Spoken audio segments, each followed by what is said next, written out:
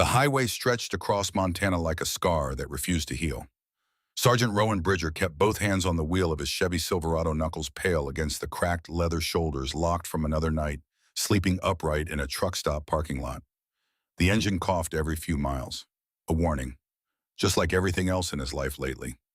Cold wind came through the broken window, seal carrying the smell of pine and distant snow. September in Montana meant mornings that bit and afternoons that burned. The kind of weather that reminded you that comfort was temporary. Beside him, Flint sat rigid in the passenger seat, a black and tan silhouette of focus and discipline. The 7-year-old German Shepherd didn't blink as he scanned the tree-lined ears, twitching at every distant snap of branches. Even in stillness, Flint was working. Rowan glanced at him, forcing a tired smile past the ache in his jaw. "You see something I don't, boy." His voice was rough from days without real sleep, nights haunted by flashes of sand gun fire and the final breath of men he couldn't forget. Flint didn't move. His gaze stayed locked on the dark stretch of forest ahead, as if the pines held secrets only he could sense. The truck thumped over a pothole, jostling an empty thermos and a worn duffel bag filled with everything Rowan owned. 3 pairs of cargo pants, 4 flannel shirts, a field jacket with worn elbows that had seen Iraq, seen the end of his career, seen the slow unraveling of everything he thought he was. His ribs ached, his neck felt like a cable pulled too tight. Being homeless wasn't what bothered him most. He'd been living truck stop to truck stop for 4 months now. What clawed at his chest was the feeling that he was fading, drifting. A SEAL without purpose was just a man waiting to forget why he mattered.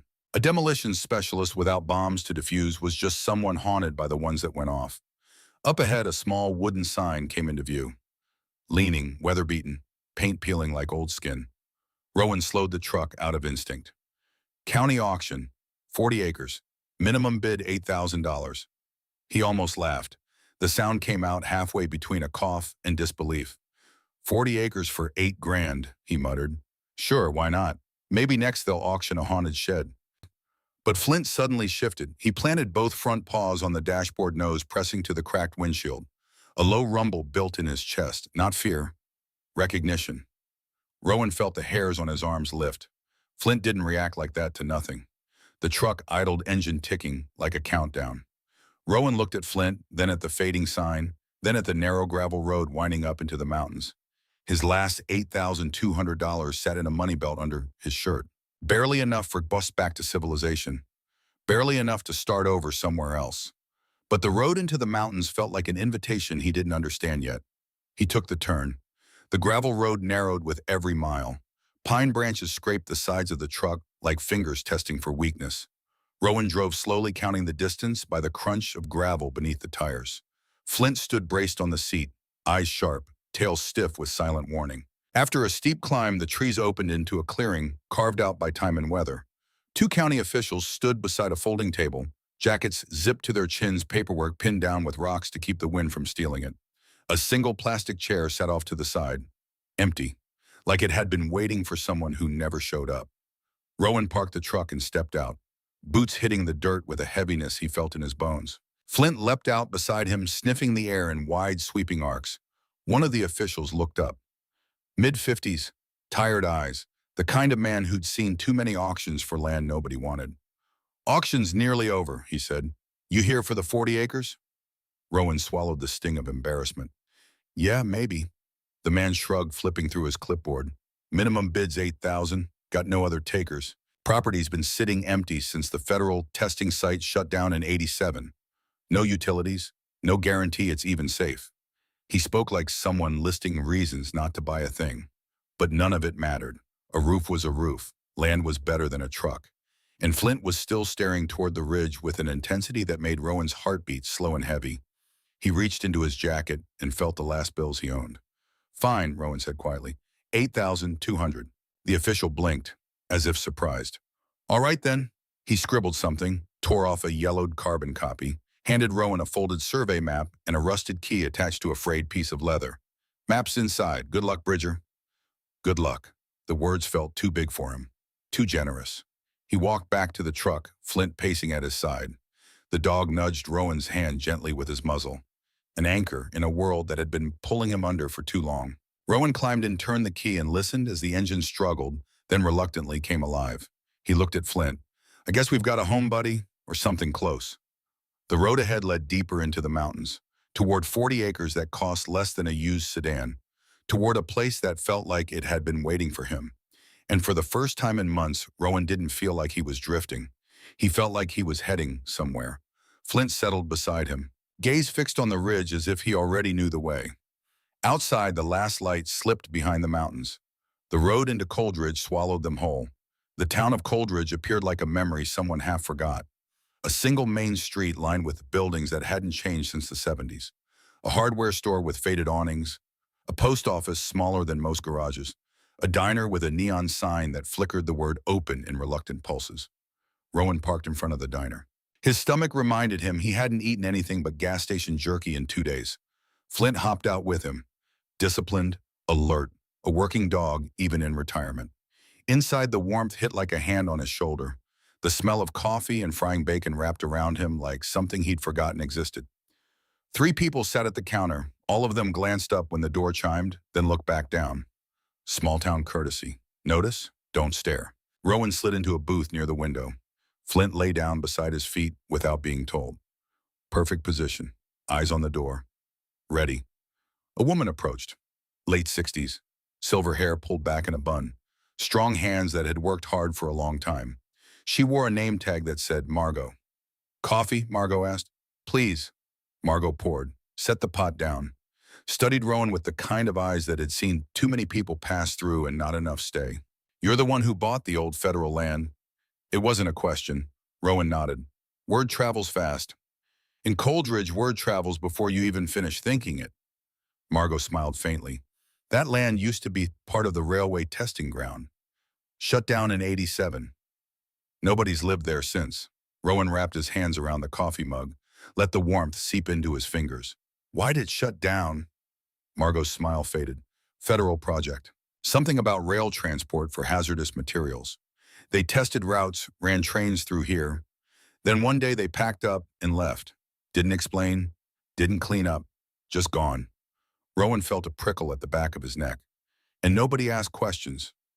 People asked, Margot said softly, but the answers never came. She pulled out a small notepad, clicked her pen. What can I get you? Eggs, toast, and a steak for him. Margot glanced down at Flint. The dog sat perfectly still. Professional. He's a good one, Margot said. Best partner I ever had. Margot walked away. Rowan stared out the window at the quiet street. The mountains rose in the distance like silent sentinels. Beautiful, cold, unforgiving. He didn't know why Flint had reacted to the auction sign. Didn't know why the land felt like it had been waiting. But instinct told him something was buried out there. And instinct was the only thing that had kept him alive this long. When the food came, Rowan set the plate on the floor for Flint. The dog sniffed it, looked at the steak, looked at Rowan, then turned his head away. Rowan blinked. Seriously, Flint's expression was calm, unmoved, the ultimate judgment. Margot laughed softly from behind the counter. He's got standards. Rowan shook his head, half smiling despite himself. Apparently higher than mine. He ate in silence. The eggs were good, the toast was butter-soaked. The coffee burned away the fog in his head. When he finished, Margot brought the check, handwritten, old-fashioned. Rowan paid in cash, left a tip that was probably too much, Margot noticed. You military, Rowan hesitated, then nodded. Navy, SEAL Team 5. Margot's eyes softened. My husband was Army, Vietnam, didn't come back. The words hung in the air, heavy, familiar. Rowan didn't know what to say, so he said nothing. Margot folded the bills and tucked them into her apron. If you need anything out there, you come back. Folks here look out for each other. Rowan nodded. Rose. Flint stood with him. As they reached the door, Margot called after him. Mr. Bridger. Rowan turned. There's old rail tracks in those woods. Most people don't go near them anymore. If your dog leads you somewhere, maybe listen to him. Rowan felt the weight of those words settle into his chest. He stepped out into the cold Montana air. The drive to the property took 20 minutes on a dirt road that wound through dense forest. The trees grew thicker, the light thinner.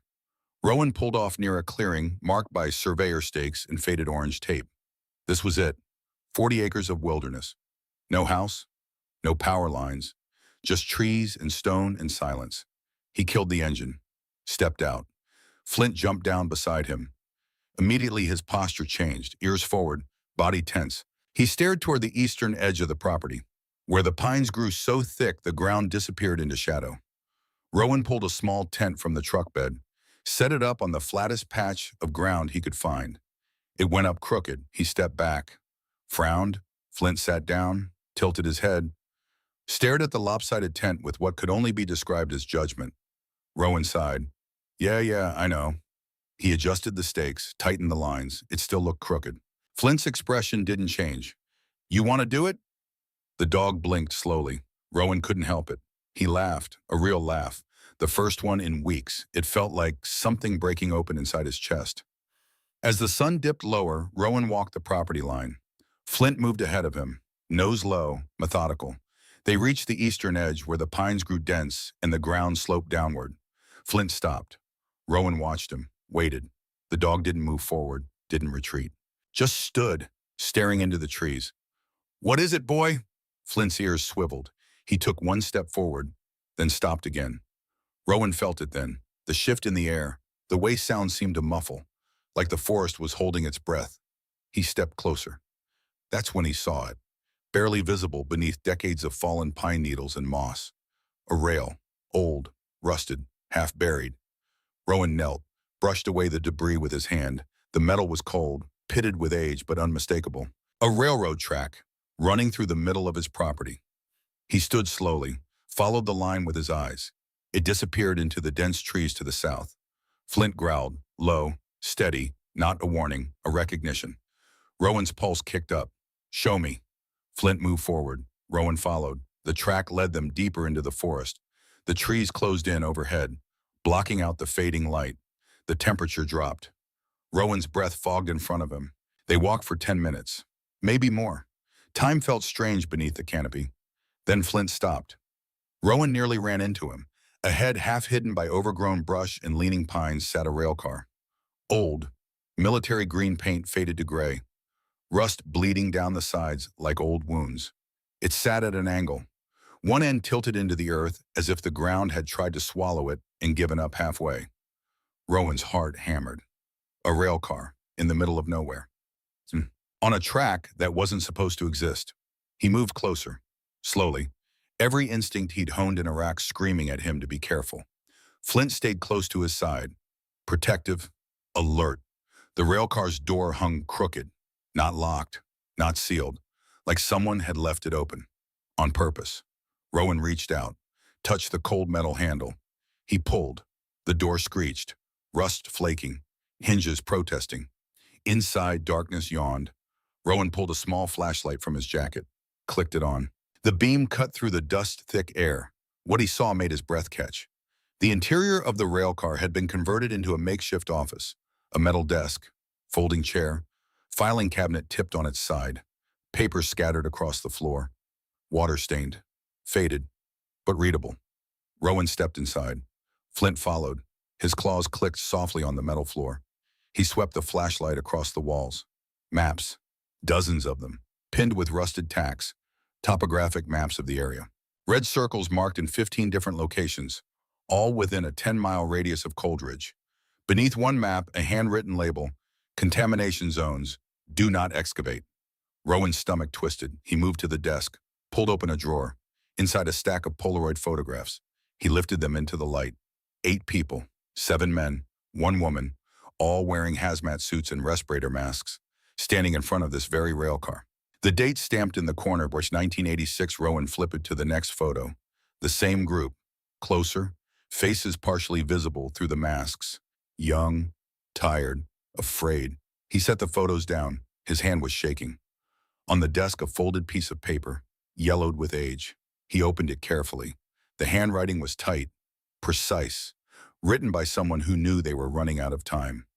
If you're reading this, the dog brought you here. They always know. My name is Captain Ellis Hargrove, U.S. Army Corps of Engineers. If I don't make it out, someone needs to know what happened. In March 1987, we were ordered to transport cracked plutonium fuel rods from a decommissioned reactor facility. The rods were leaking. Command said containment was too expensive. Ordered us to bury them. We refused. They sent us here anyway. Told us it was temporary storage. Told us cleanup crews were coming. They lied. We discovered the burial sites were directly above the aquifer that supplies water to Coldridge and two neighboring towns. 18,000 people. We tried to report it. We were silenced.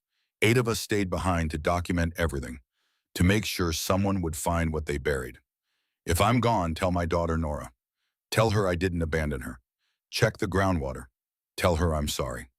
Captain Ellis Hargrove, March 12, 1987. Rowan's hands trembled as he lowered the letter. 18,000 people, drinking water from an aquifer poisoned nearly 40 years ago, and nobody knew. He looked around the railcar again, at the maps, the photos, the evidence carefully preserved by a man who never made it home. Flint nudged his leg gently. Rowan knelt beside him, pressed his forehead against the dog's. He left this for us, he whispered. He knew someone would come. Flint's eyes were steady, calm. Rowan stood, folded the letter carefully, slipped it into his jacket. He moved toward the door, stopped. On the floor near the exit, something caught the flashlight beam, a small device. Boxy, yellow and black casing. Rowan recognized it immediately, a Geiger counter. He picked it up, old model, military issue, the kind he'd trained on during cross-training with EOD teams. He checked the battery compartment, corroded, but when he flipped the switch, a faint light blinked on. Still working. Rowan stepped outside, pointed the counter toward the ground. Silence. He moved toward the trees, swept the sensor slowly. Still nothing. Then he turned south, toward the direction the rail line led. Tick, tick, tick. The sound was faint, but unmistakable. Radiation. Rowan's blood went cold. He looked at Flint. The dog stood rigid, staring into the trees beyond the rail car, beyond the track. In the distance, barely visible through the undergrowth, Rowan saw them. Stones, 8 of them, small, unmarked, arranged in a careful line, grave markers. Rowan's chest tightened. He walked toward them, slowly. The Geiger counter clicked faster with every step. When he reached the first stone, he knelt. No name, just a number carved into the weathered surface. 1, he moved to the next. 2, then the next. 3, all the way to 8. 8 graves. 8 people who stayed behind. 8 people who were silenced. Rowan stood in the center of the markers, the counter ticking steady in his hand. Flint sat beside him, silent, respectful. The forest around them was quiet, too quiet, like the land itself was holding a secret it had carried for too long. Rowan looked down at the letter in his jacket. Tell my daughter Nora. He didn't know if Nora was still alive, didn't know if she'd stayed in Coldridge or left decades ago. But he knew one thing with absolute certainty. This secret had been buried long enough, and Rowan Bridger wasn't running anymore. He looked at Flint. We're staying, he said quietly. Flint's tail thumped once against the ground. Agreement. Rowan turned back toward the clearing, toward the crooked tent and the truck that barely ran, toward the beginning of something he didn't fully understand yet. But as he walked, the weight of the letter pressed against his ribs, a promise left by a dead man, a truth waiting to be told, and a dog who had led him here, like he'd known all along. Part 2. The Buried. The Coldridge Public Library sat on a corner lot that time had forgotten. Red brick, narrow windows, a hand-painted sign that had faded to the color of old bones. Rowan pushed through the heavy door. A brass bell chimed overhead. The smell of old paper and dust wrapped around him like a memory. Inside, the silence felt deliberate, sacred almost. Rows of wooden shelves stretched toward the back, most of them half empty. A circulation desk sat near the entrance, piled high with returned books waiting to be reshelved. Behind the desk, a woman looked up. 70, maybe older, thick glasses, cardigan buttoned to the collar. Her name tag read Helen. Help you, Helen asked. Her voice was paper-thin but sharp. I'm looking for local archives, Rowan said. Newspapers from the 80s. Helen studied him for a long moment, the kind of look that weighed more than curiosity. Which year? 1987. March. Something flickered across Helen's face. Recognition maybe, or caution. Microfiche room, back corner, left side. Rowan nodded, started to turn. You're the one who bought the federal land, Helen said. Not a question, a statement. Rowan stopped. Word really does travel fast here. Helen removed her glasses, cleaned them with the edge of her cardigan. In a town this small, people notice when someone new arrives, especially when they buy land nobody wanted for 40 years. Why didn't anyone want it? Helen replaced her glasses. Her eyes looked larger behind the thick lenses. Because people who go looking in those woods sometimes find things they wish they hadn't. The words hung in the air between them. Rowan felt the weight of the letter in his jacket, the Geiger counter reading still echoing in his mind. What kind of things? Helen's expression didn't change. The kind that make you question whether some truths are worth the cost of telling them. She gestured toward the back of the library. Microfiche is in the cabinet. 1987 is in the third drawer. You'll need to use the reader. It's old, but it works. Rowan walked toward the back corner. His boots were too loud on the hardwood floor. Behind him, Helen's voice drifted quiet and deliberate. If you find something, be careful who you tell. Rowan didn't look back. The microfiche reader sat on a small table beneath a window that overlooked an alley. Dust motes floated in the thin afternoon light. Rowan pulled the drawer marked 1987, found the reel for March, threaded it into the machine. The mechanism whirred.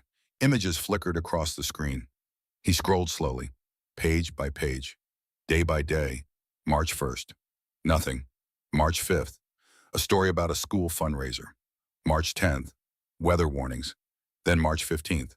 Rowan stopped. A small article. Bottom right corner of page 3. Easy to miss. Federal workers transferred Barrington. 8 employees of the railway testing facility have been reassigned to other locations according to a brief statement from the U.S. Army Corps of Engineers. The workers whose names were not released completed their assignments ahead of schedule. The facility will remain closed pending further evaluation. That was it. No names, no details, no follow-up. Rowan scrolled forward. March 20th. Nothing. March 25th. Nothing. April, May, June. Not a single mention of the railway facility again, like it had been erased. He sat back, stared at the flickering screen. 8 workers, transferred, not retired, not relocated, just gone. Behind him a voice whispered, they didn't transfer. Rowan spun. Helen stood in the doorway, arms crossed, face unreadable. What? Helen stepped closer, lowered her voice. Those 8 workers, they didn't transfer. They disappeared. One day they were here, the next gone. No goodbyes. No forwarding addresses, no retirement parties. You knew them. Everyone knew them. Small town, they came in for supplies, coffee at the diner. One of them, a woman named Garrett, used to help at the church bake sales.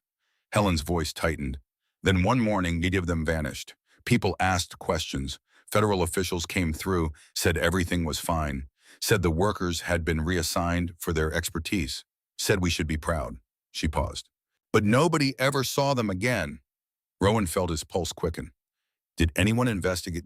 Helen's laugh was bitter. Investigate? This is Coldridge, Mr. Bridger. We're a town of 2,000 people in the middle of nowhere.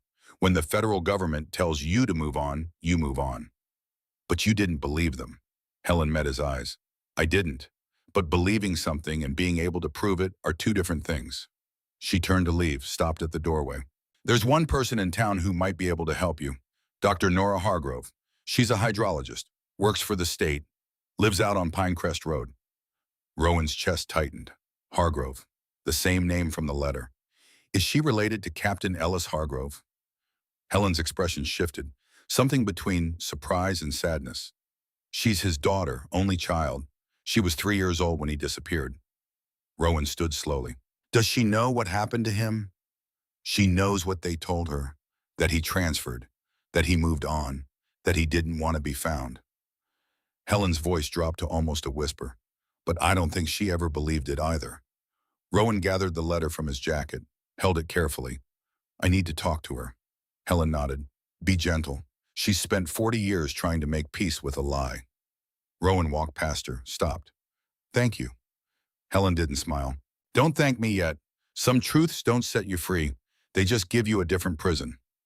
Rowan stepped out into the cold afternoon air. Flint was waiting by the truck, patient, watchful. He climbed in, started the engine.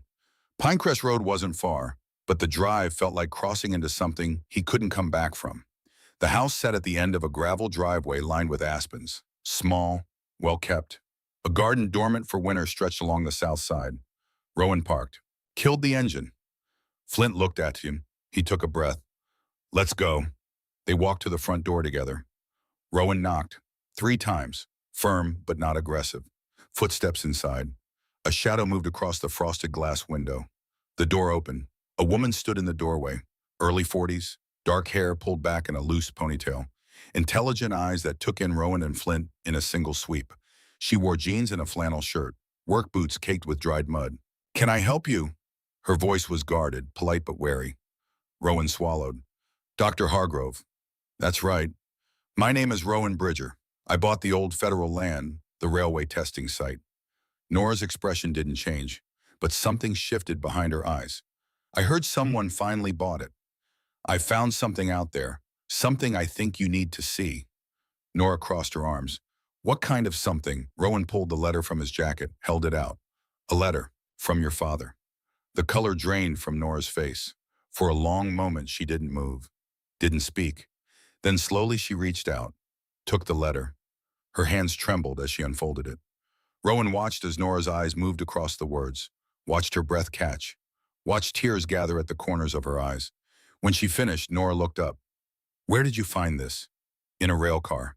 Hidden in the woods on my property. There are maps, photos, documentation of everything." Nora's voice cracked. "He didn't leave." "No," Rowan said quietly. "He stayed. To protect people. To make sure what happened came out." Nora wiped her eyes with the back of her hand. "They told me he transferred, that he didn't want contact, that he'd moved on." They lied.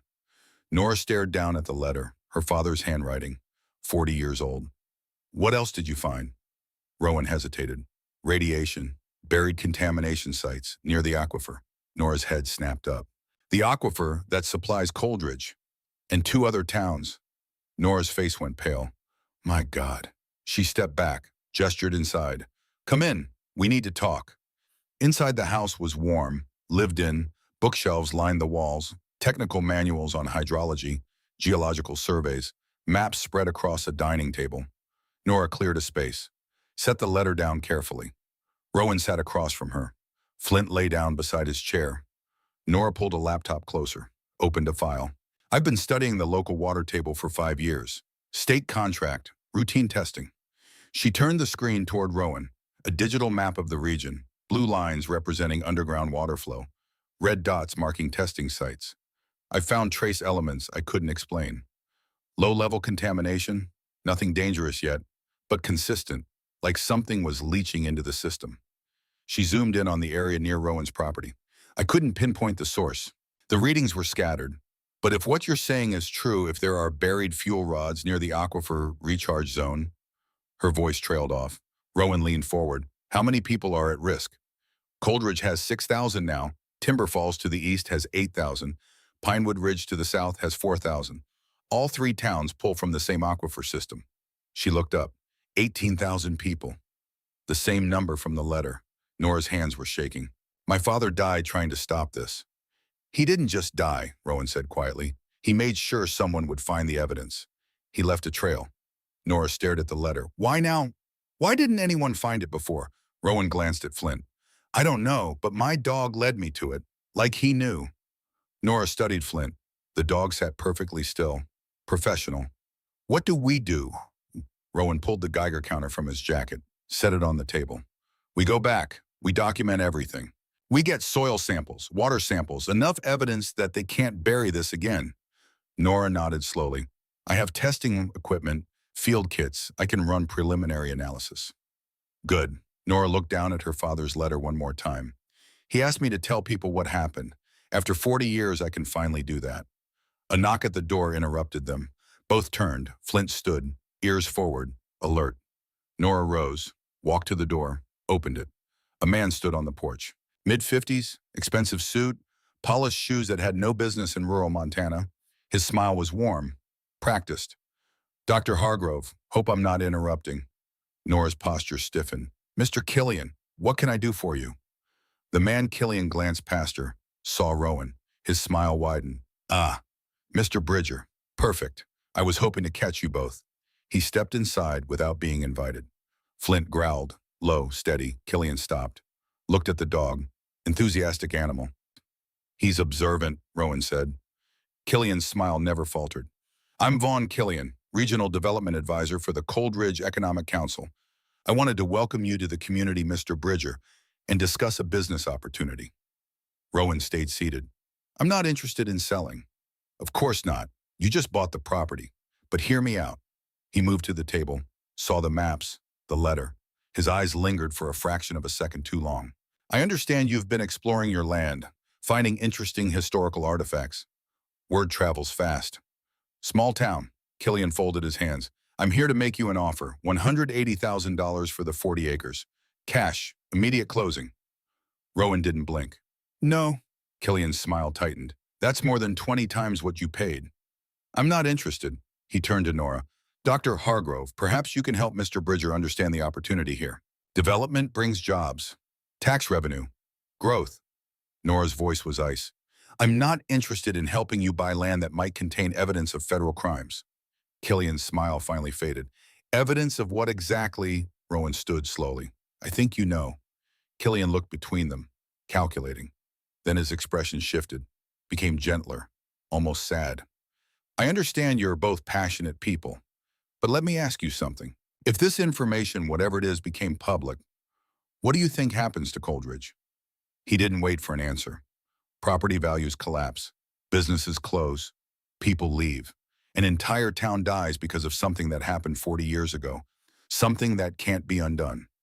He looked at Nora. Your father wouldn't want that. He loved this town. Nora's jaw tightened. Don't talk about my father. Killian raised his hands. I'm not the enemy here. I'm trying to protect this community. Sometimes the right thing to do is let the past stay buried. Rowan stepped forward. The right thing is telling what's right. Killian studied him. You were a soldier, weren't you, Navy? SEAL team, if I had to guess. Rowan's eyes narrowed. How do you know that? I make it my business to know who moves into the area.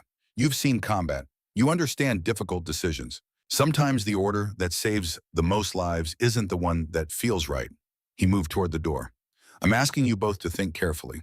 Not just about what you want to do, but about the consequences. 18,000 people live here. Good people, families, children. He paused in the doorway. If this comes out, you won't be heroes. You'll be the ones who destroyed their homes. He stepped outside. The offer stands. 180,000. Think about it. The door closed behind him. Silence filled the house. Nora sank into her chair. He's right about one thing. If this gets out, Coldridge will be devastated. Rowan sat down across from her. And if it doesn't, 18,000 people keep drinking the contaminated water. The levels are low. It might take decades before anyone gets sick. Might, or it might not. Nora pressed her hands to her face. I don't know what to do. Rowan looked at the letter on the table. Your father did. He chose what was right, even knowing it would cost him everything. Nora lowered her hands. He also died alone, buried in an unmarked grave. He died protecting people who didn't even know they needed protecting. The words hung between them. Outside, the afternoon light was fading. Flint rested his head on Rowan's knee. Nora took a shaky breath. If we do this, if we expose everything, we need undeniable proof. Not just old letters and radiation readings, hard evidence. Chain of custody, documentation that can't be dismissed. Rowan nodded. Then we go back tomorrow. We map every contamination site. We collect samples. We build a case so strong they can't ignore it. Nora looked at her father's letter one more time. Okay. Okay. They sat in silence as darkness crept across the mountains. Two people, a letter from a dead man, and a truth that had waited 40 years to be told. Rowan woke to the sound of static. The radio in his truck had turned itself on. White noise hissing through the speakers. He sat up, disoriented. The tent was dark, cold. He'd fallen asleep in his clothes. Flint was gone. Panic shot through him. Flint! He scrambled out of the tent. The night was moonless. Stars scattered across the sky like broken glass. Flint! A bark, sharp, urgent, from the woods, toward the rail car. Rowan grabbed his flashlight, started running. Branches whipped his face. Roots tried to trip him. He burst into the clearing where the rail car sat. Flint stood rigid, staring at something beyond the tree line. Rowan swept his flashlight across the darkness. Nothing. Then the radio in his pocket crackled to life. He'd brought a small emergency radio, battery-powered. It shouldn't have been on. But a voice came through, distorted, faint. Child missing, search teams, railway zone. Rowan's blood went cold. He pulled out the radio, tuned it to the local emergency channel. The dispatcher's voice came through clearer. All units, we have a missing child, 8-year-old Lily Brennan, last seen near Old Mill Road. Family reports she was playing near the edge of the federal land. Search teams are deploying to the railway zone. Exercise caution, area is unstable. Rowan looked at Flint. The dog was already moving. nose to the ground, tracking. You got her scent. Flint didn't look back, just moved with purpose into the trees. Rowan followed. They moved fast, Flint's nose sweeping back and forth, locking onto something invisible. The terrain grew rougher, steeper. Rowan's lungs burned. They'd been moving for 20 minutes when Flint stopped. Ahead, a small ravine, maybe 15 feet deep. At the bottom, a shape. Rowan's heart lurched. A child. He scrambled down the slope, loose rocks skittering beneath his boots. The girl was conscious, crying, clutching her wrist. Hey, it's okay, I've got you. The girl looked up, tear-streaked face, maybe 8 years old. My arm hurts. Rowan knelt, examined the wrist gently, fractured, maybe broken. I know, sweetheart. I'm going to get you out of here. He looked up.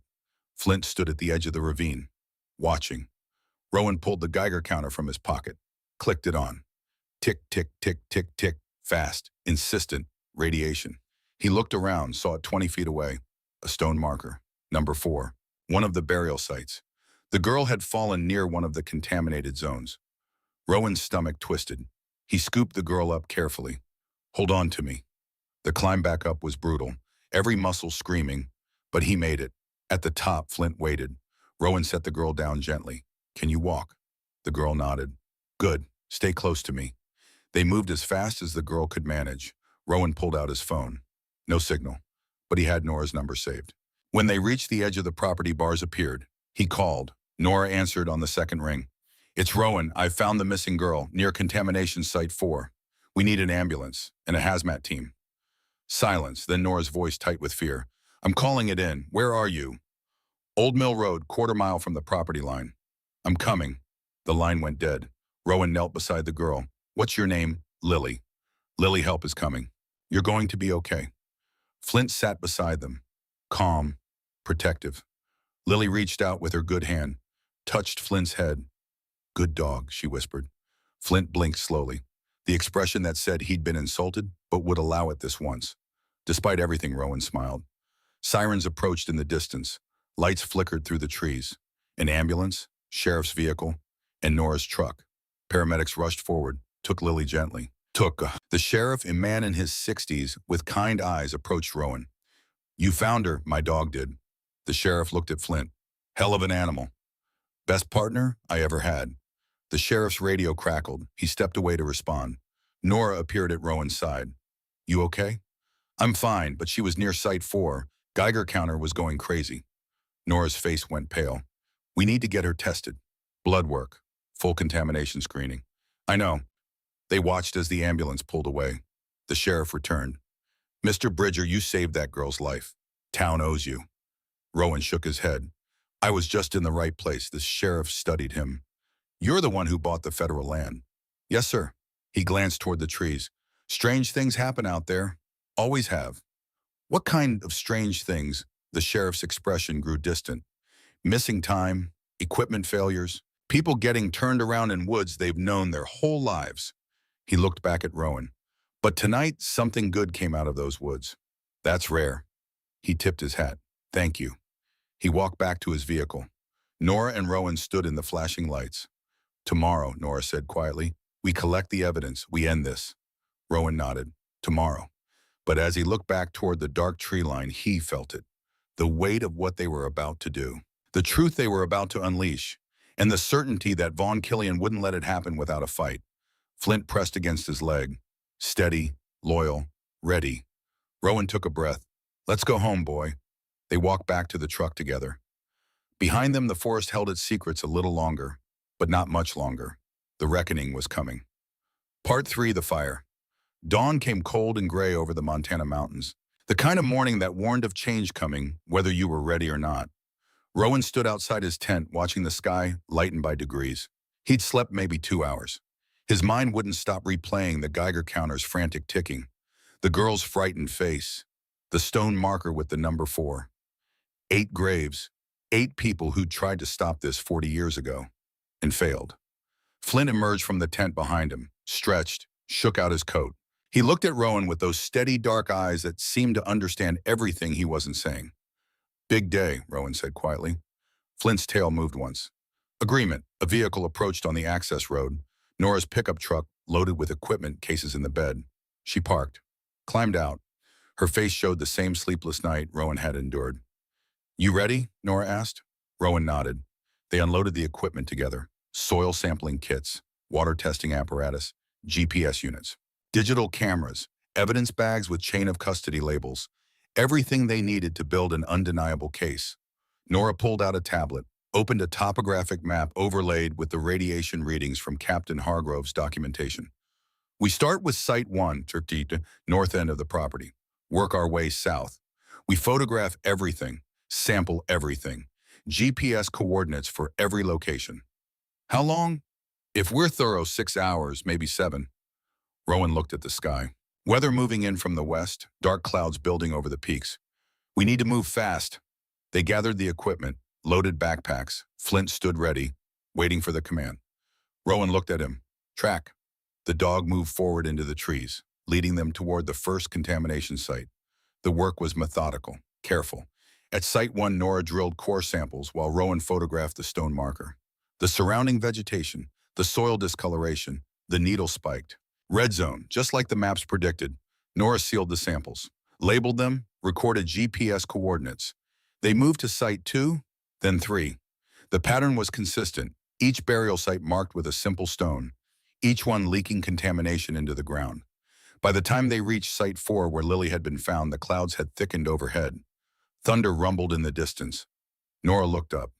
Storm's coming earlier than forecast. Rowan checked his watch. They'd been working for 4 hours, 4 sites documented, 4 more to go. We keep moving. They worked faster. Site 5, Site 6, the wind picked up, temperature dropping. At Site 7, the first raindrops fell. Cold, heavy. Nora sealed the last sample as lightning split the sky.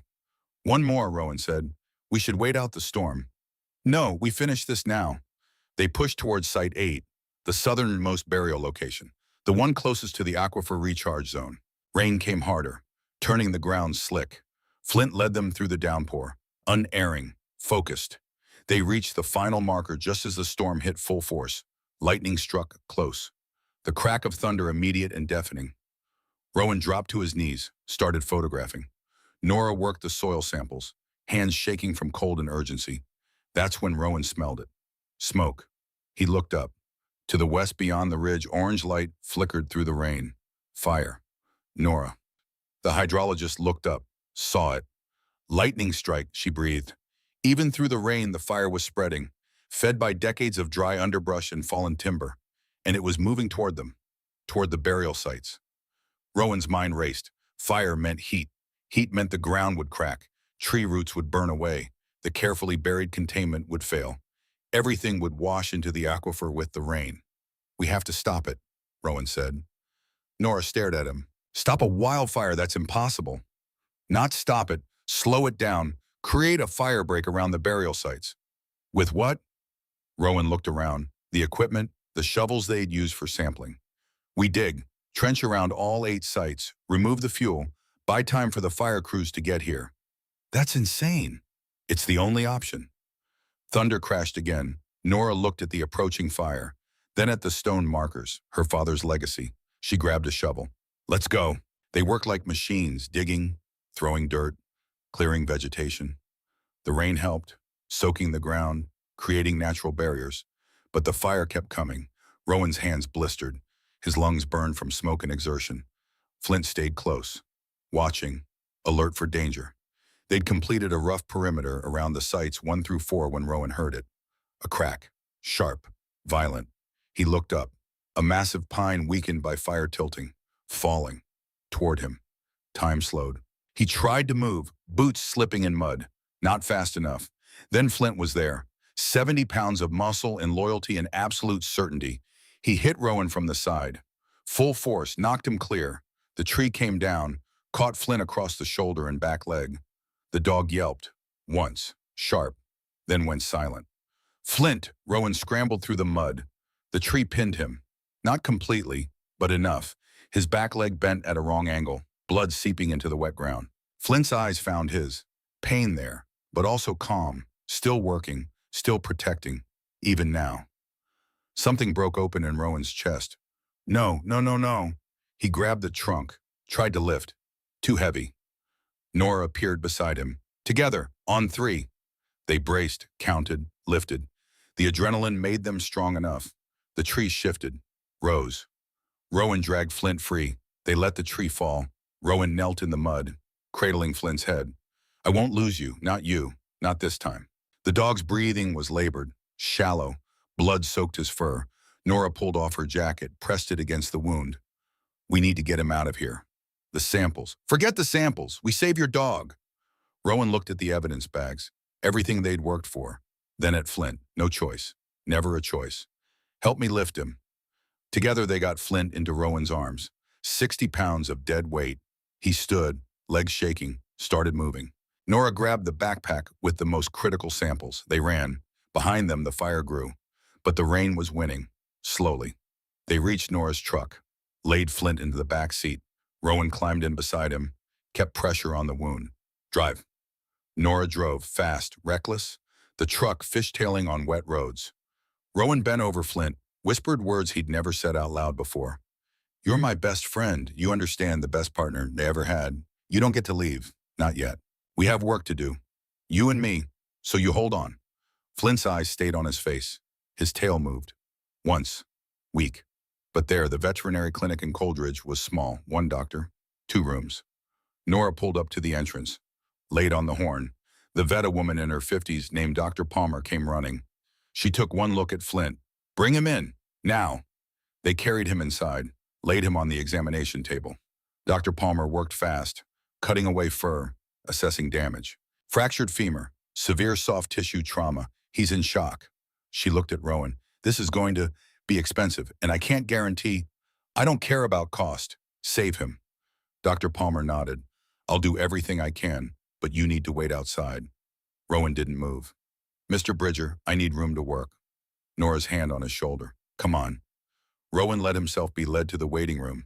He collapsed into a chair. His hands were shaking, covered in mud and blood. Flint's blood. Nora sat beside him, said nothing. Sometimes there were no words. They waited. An hour passed, then another. The clinic door opened. Vaughn Killian walked in. He looked at them, took in the mud, the blood, the exhaustion. His expression was unreadable.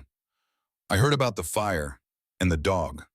Rowan didn't have the energy to be angry. What do you want? Killian sat down across from them. I want to make sure you understand what you're doing.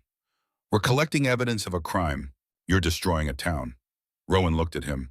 The town is already being destroyed, just slowly, by poisoned water. The contamination levels are minimal. For now, Killian leaned forward. Let me tell you what happens if you release this information. The EPA comes in, declares the entire area a Superfund site. Property values drop to nothing. Nobody can sell, nobody can leave. The town suffocates. He gestured toward the window. These people, they're good people. They work hard, raise families. They didn't do anything wrong. But you're going to punish them for something that happened before most of them were born. Nora's voice was quiet but sharp. And if we don't, how many children like Lily play in contaminated soil? How many families drink poisoned water for another 40 years? We can manage it, monitor it, filter the water supply.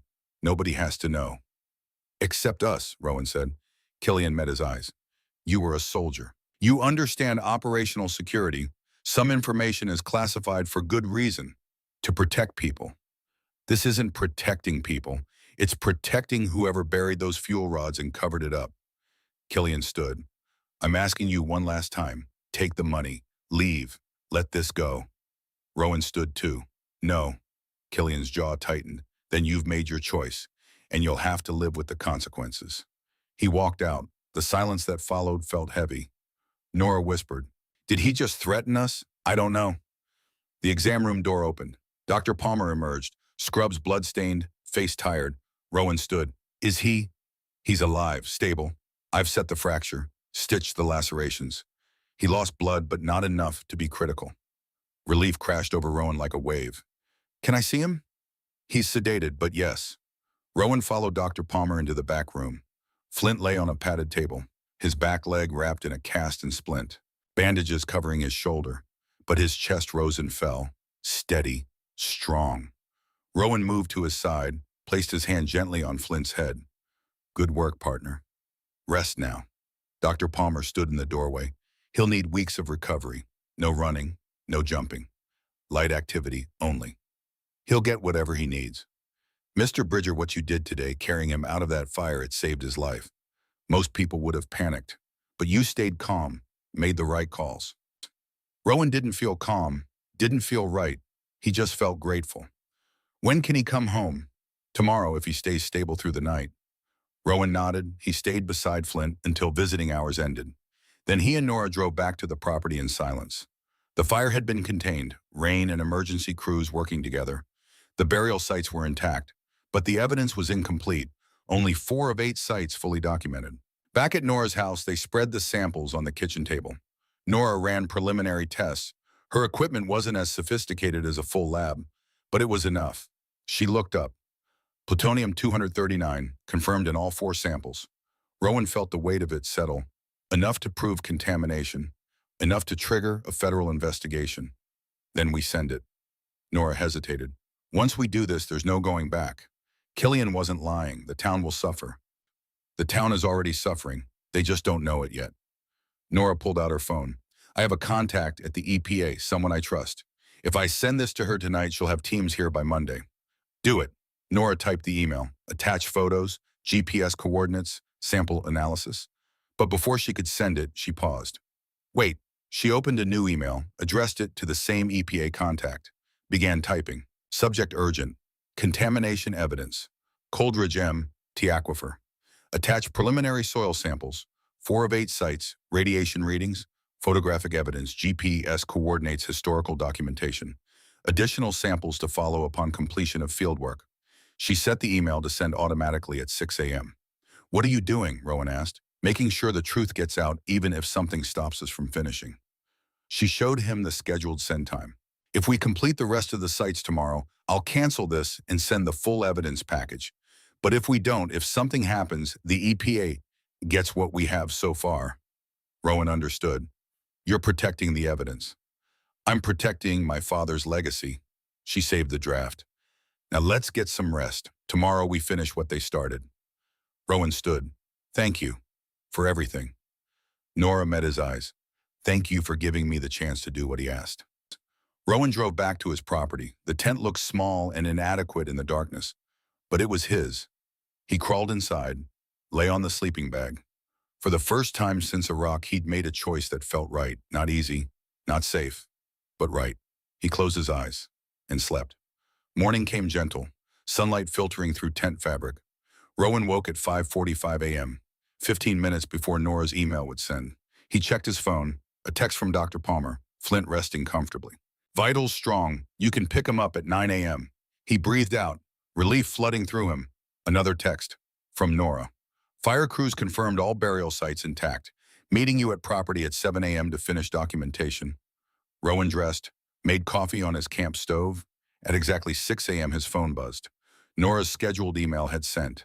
The evidence was in motion, even if they never finished collecting it. At 6:07 a.m. Nora's phone buzzed with a reply. EPA Regional Director, evidence received. Investigation launched. Teams deploying Monday 0800. Thank you for your courage. Director Sarah Mitchell. Nora forwarded it to Rowan. He read it twice. It was done. The truth was out. Now they just had to finish documenting it. Nora arrived at 7. They worked through sites 5, 6, 7, and 8. By noon, they had complete documentation of all contamination zones. Full chain of custody, undeniable proof. Nora sent the complete evidence package to EPA at 12:17 p.m. The reply came within minutes. Full investigation confirmed. Hazmat teams en route. Local authorities notified. Federal jurisdiction established. They sat in Nora's truck. Exhausted. Filthy. Triumphant. We did it, Nora whispered. We did it. At 9 o'clock a.m., Rowan had picked up Flint from the clinic. The dog's tail had started thumping the moment he saw him. Now Flint lay in the backseat of Rowan's truck, cast on his leg, bandages on his shoulder, but alive, alert, ready to heal. Rowan drove through town, news vans, 3 of them, parked outside the municipal building. The story had broken. A reporter stood in front of a camera, speaking into a microphone. The chyron scrolling across the bottom, contamination cover-up federal site linked to water poisoning. It had started. His phone rang. Nora.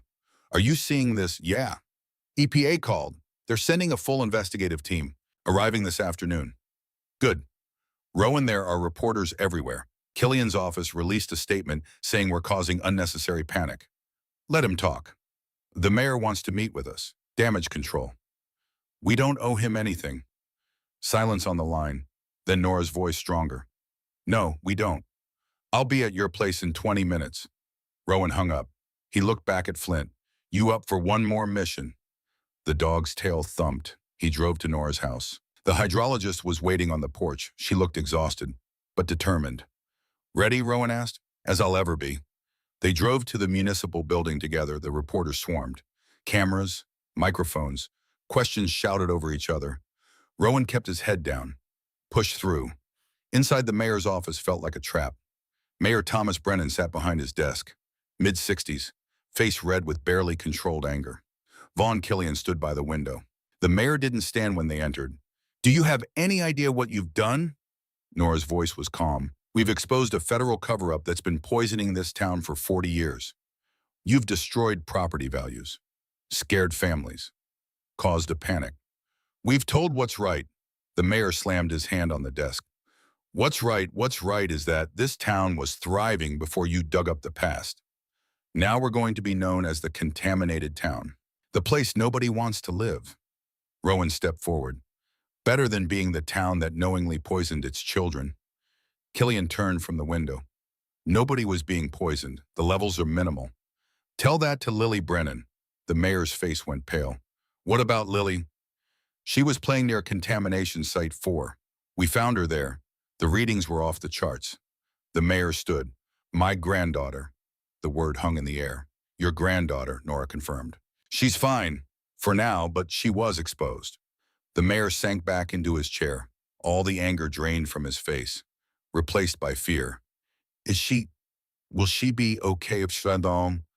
The hospital is running tests, but yes, probably, this time. The mayor's hands shook. I didn't know. Nobody told me it was that close to residential areas. He looked at Killian. You said it was contained. You said there was no risk. Killian's expression didn't change. I said the risk was manageable, and it was, until they stirred everything up. The mayor stood. Get out. Excuse me. Get out of my office. You're fired. The council, the development deal, all of it. Done. Killian's jaw tightened. You're making a mistake. The mistake was trusting you. Killian looked at Rowan, then Nora. This isn't over. He walked out. The mayor looked at the two of them. I'm sorry, I should have asked more questions, should have demanded answers. Nora's voice was quiet. My father tried to give you answers 40 years ago. The mayor nodded. I was young then, didn't pay attention to politics, didn't think I needed to. He pulled out a folder. The EPA is taking over the investigation. Federal jurisdiction. They'll want to talk to both of you. We'll cooperate fully, Rowan said. And the town. What happens to us? You get clean water, you get what's right, and you get to decide what comes next. The mayor extended his hand. Thank you for having the courage. We didn't. Rowan shook it. They left the municipal building. Outside, the reporters converged again. This time, Nora stopped, faced the cameras. My name is Dr. Nora Hargrove. 40 years ago, my father, Captain Ellis Hargrove, tried to stop a federal cover-up. He and 7 others were silenced, buried in unmarked graves. Today, we honor their sacrifice by finishing what they started. She held up a photo, the one from the rail car. The 8 workers in hazmat suits. These people were heroes. They died protecting a town that didn't even know it needed protecting. Now it's our turn. We will clean up this contamination. We will make sure no child is ever exposed again, and we will make sure their names are remembered. The cameras flashed, questions shouted, but Nora was done talking. She and Rowan walked to the truck. Flint waited in the back seat, tail wagging. They drove back to the property, the land that had started all of this. 7 weeks after the EPA teams arrived, Rowan stood by the edge of the small lake that bordered his property. The cleanup crews had finished their initial assessment. Full remediation would take years, but the burial sites had been properly excavated. The fuel rods removed and transported to secure facilities. The aquifer was being monitored, filtered, protected. Flint sat beside him. His cast had been removed 2 days prior. He still limped slightly, but Dr. Palmer said he'd make a full recovery. He was already back to work, patrolling the property, watching over everything with that same disciplined intensity. Nora walked up beside them. The memorial is finished. She gestured toward a clearing near the railcar. 8 granite stones.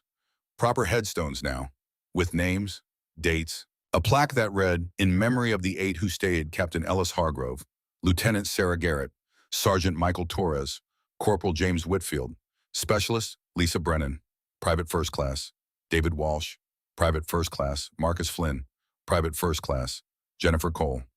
March 1987. They chose what was right over silence. They chose protection over comfort. They chose to stay. Rowan read the names, felt their weight. They deserved better. They got better, Nora said, because of you. Because of Flint. The dog's ears perked up at his name. Because of both of you. A vehicle approached, Margot's truck. The diner owner climbed out, carrying a basket. "Thought you might be hungry." She set the basket on the tailgate of Rowan's truck. Sandwiches, cookies, coffee. "Thank you," Rowan said. Margot looked at the memorial. "My husband would have liked this. He always said what's right matters, even when it's hard." She pulled something from her pocket. A folded piece of paper. "This came for you, from the VA." Rowan opened it, a letter, confirming his disability benefits had been approved. Backdated, enough to live on while he figured out what came next. He looked at the 40 acres, the tent he'd been living in, the land he'd bought for $8,000. "I think I'm going to build something here," he said. Nora raised an eyebrow. "A house. A haven. For veterans who need a place to heal. People who've lost their way." He looked at Flint. "We've got the space. The quiet. The land." Margot smiled. "The town will help. People around here take care of their own." Over the next months, the transformation began. Volunteers came. Veterans, locals, people who believed in second chances. They built a lodge. Simple but solid. Room for 8 people. The same number as the graves. The first guest arrived on a cold November morning. A young Marine, 24, Iraq veteran, PTSD, nowhere else to go. Rowan met him at the door. "Welcome to Hargrove Haven," named after the captain who'd started it all. The Marine looked uncertain. "What do I do here?" "You rest, you heal, you work if you want to, and you decide what comes next." "That's it. That's everything." Flynn approached, sniffed the Marine's hand. The young man knelt, scratched behind the dog's ears. "Good dog," he said quietly. Flint's tail wagged. No slow blink this time, just acceptance. Over the following weeks, more veterans came. The lodge filled with voices, laughter, quiet conversations around the fireplace. Some stayed weeks, some months, but all of them left stronger than when they arrived. One evening, Rowan sat on the porch with Nora, the sun setting over the mountains, orange and gold bleeding across the sky. "You did it," Nora said. "You built something good from something terrible." "We did it." "Your dog did it." They both looked at Flint. The dog lay on the porch, head resting on his paws, eyes watching the driveway, always on duty, always protecting. "He knew," Rowan said, "from the beginning. He knew what this place needed to be." Nora pulled out an envelope. The EPA sent their final report. "The cleanup is complete. The aquifer is clean. Contamination levels are back to safe ranges." "How long before the town recovers?" "It's already recovering. Property values stabilized. New families are moving in. People who want to be part of something honest." Rowan smiled. "Your father would be proud. So would yours." They sat in comfortable silence as darkness settled over the mountains. Inside the lodge, someone started playing guitar. Voices joined in, singing old songs, the kind that reminded you that healing wasn't a destination. It was a journey, and you didn't have to walk it alone. Flint's tail thumped once against the porch boards. Rowan reached down, scratched behind his ears. "Good work, partner. We can rest now." But even as he said it, Flint's ears swiveled, alert, listening, because a working dog never truly rests. They just wait for the next person who needs finding, the next truth that needs telling, the next mission that matters. And in that moment, watching the stars emerge above the Montana wilderness, Rowan understood something he'd been searching for since Iraq. Redemption didn't come from running away. It came from staying. From choosing what's right over the easy lie. From protecting people who didn't even know they needed protecting. Epilogue. Sometimes miracles don't arrive like lightning splitting the sky. Sometimes they come quietly, as a moment of hesitation we almost ignored, as a warning we chose to heed, as a loyal companion placed on our path, as the courage to stay when leaving felt easier. In this story, Rowan Bridger came to Montana to hide from guilt, to disappear into 40 acres of wilderness and forget he'd ever mattered. But Flint, a faithful partner who'd seen him through war, led him to exactly where he needed to be. Not where he wanted, where he needed. Captain Ellis Hargrove, a father who died 38 years ago, left a letter not for his daughter, but for the boy he knew would come. He understood something fundamental about working dogs. They don't lie, they don't forget. And when they refuse to move, there's a reason. Perhaps this is how God works most often. Not changing the world all at once, but placing something faithful beside us and waiting to see if we'll honor it. Rowan could have ignored Flint's refusal at the property line, could have dismissed the Geiger counter readings, could have taken Killian's money and left. But he chose to listen, to stay, to finish what 8 people died protecting. In your own life, you face these moments. When leaving is easier than staying. When silence is safer than speaking what's right. When fear feels bigger than conscience. But sometimes staying is the miracle. Sometimes the quiet refusal of a loyal companion is the voice of God telling you this matters. Don't walk away. If this story touched you, share it with someone who needs to hear it. Comment below. Which moment stayed with you? Subscribe to continue stories of loyalty, faith, and redemption. May God bless you and keep you. May He guide your steps when the path grows dark. May He place faithful companions, whether 2-legged or 4, on your journey when you need them most. And may you have the courage to listen when they refuse to move, because sometimes the greatest act of faith is simply staying. Amen.